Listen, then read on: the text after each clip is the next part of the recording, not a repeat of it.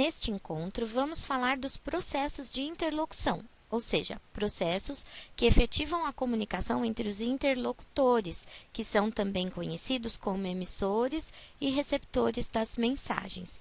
Vamos lá.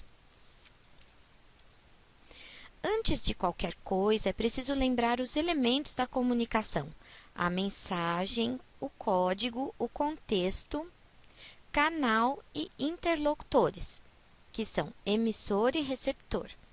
A interação entre tais elementos é que movimenta o processo de interlocução na efetivação da comunicação.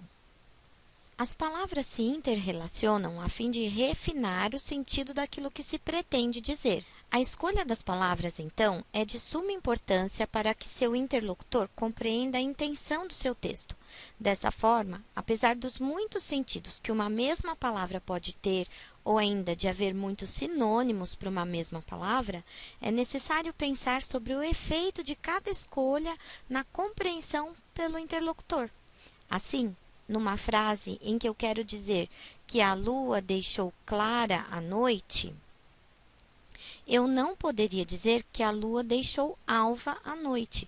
Em contrapartida, como se pode ver nos exemplos, eu poderia dizer que o lençol foi alvejado, mas pode ter um sentido muito diferente dizer que o lençol é branco ou ainda que o lençol é claro.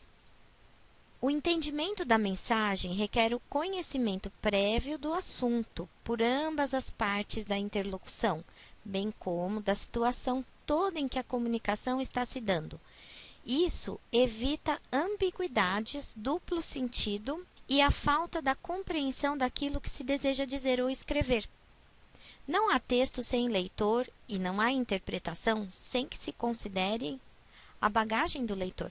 Pode-se até dizer que um texto significa somente a partir da interação do leitor com o texto.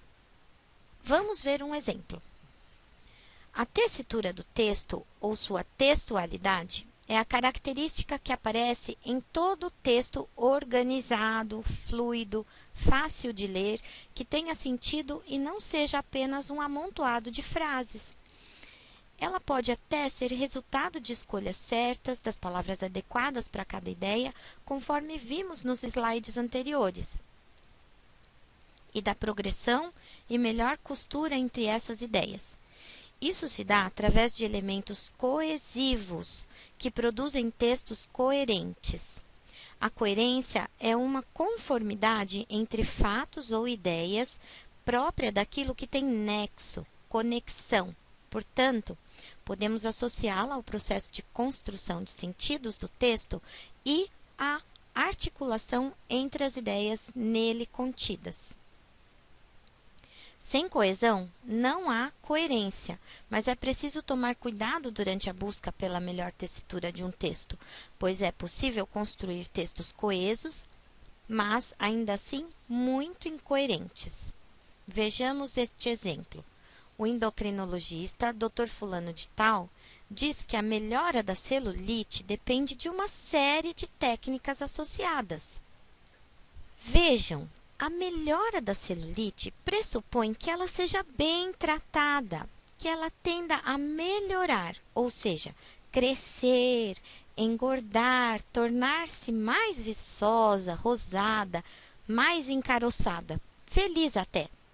Brincadeiras à parte, aí está a incoerência causada pela escolha de palavras inadequadas ou da falta de organização das ideias para dizer o que se pretendia. Afinal, ninguém quer que a sua celulite melhore, mas que ela seja reduzida, disfarçada ou até eliminada da vida e do corpo das mulheres. Vamos ver como fica melhor. O endocrinologista, Dr. Fulano de Tal, diz que a eliminação ou até a diminuição da celulite depende de uma série de técnicas associadas. Nesse caso, a escolha de uma palavra que melhor se ajustasse ao sentido do texto já resolveu o problema e eliminou também a incoerência. Vejamos outro exemplo. Fui à praia me bronzear porque estava nevando lá. E quando isso ocorre, o calor aumenta. Isso faz com que sintamos frio. Nesse exemplo, vemos que não se trata apenas de escolher as palavras certas, pois há ideias desencontradas que, embora apresentem coesão textual a partir de bons elementos coesivos, não são possíveis de produzir sentido. Há incoerência entre as ideias apresentadas, uma vez que quem vai à praia se bronzear só pode ir a uma praia de clima tropical, onde, portanto, não há neve. A ausência de neve é que produz calor e, nesse caso, o clima será quente.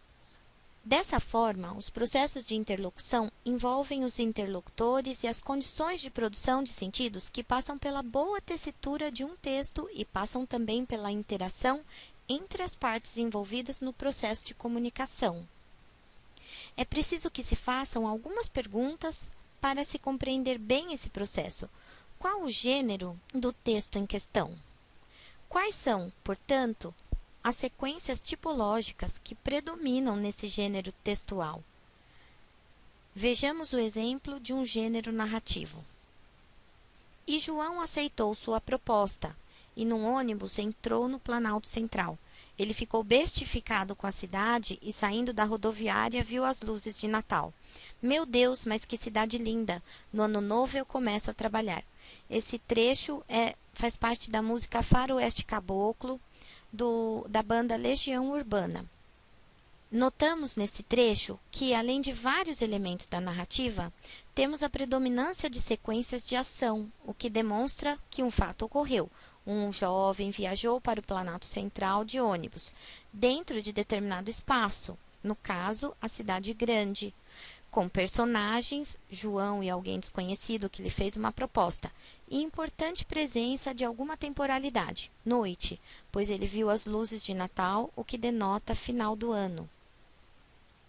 A outra pergunta a ser feita é: que vozes há no texto? Ao reconhecer que se trata de uma música e que nesta canção as sequências predominantes têm características da tipologia narrativa, é preciso buscar os interlocutores. Quem conversa, neste caso, são narrador e leitor. Você pôde perceber que conhecer o gênero textual pressupõe, além de tipologia e características que em cada gênero predomina, conhecer também as ferramentas textuais que ajudam a construir o sentido do texto. Estas ferramentas são os níveis de linguagem, verbal, não verbal ou mista, os graus de formalidade, maiores ou menores, dependendo do público-alvo, a necessidade de maior ou menor impessoalidade das vozes do texto, a obediência às formas e estética de cada gênero, enfim, tudo que colabora com a interação entre os interlocutores, emissor e receptor, para que a comunicação seja efetiva do começo ao fim do processo. Vamos aos exercícios. Considere os enunciados a seguir e assinale a alternativa correta. Todo o processo comunicativo pressupõe os elementos emissor, receptor, código, mensagem, canal, referente ou contexto. Sempre que falamos, estamos transmitindo uma mensagem a alguém, não importando se a pessoa com quem estamos falando conhece ou não nosso código linguístico. Podemos comunicar algo por meio dos gestos, sinais, imagens, desde que estes elementos sejam de conhecimento de nosso interlocutor.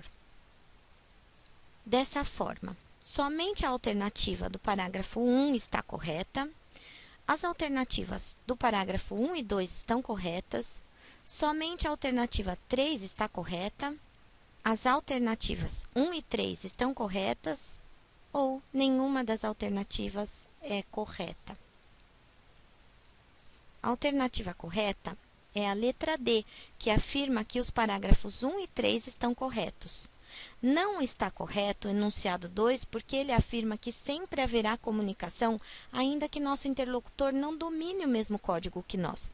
Tal afirmação pressupõe que, se esses slides estivessem escritos em árabe e você, aluno, não falasse essa língua, nós teríamos ainda assim efetivado a comunicação, o que não é verdade, uma vez que você estaria impossibilitado de compreender as intenções dessa aula. Até a próxima!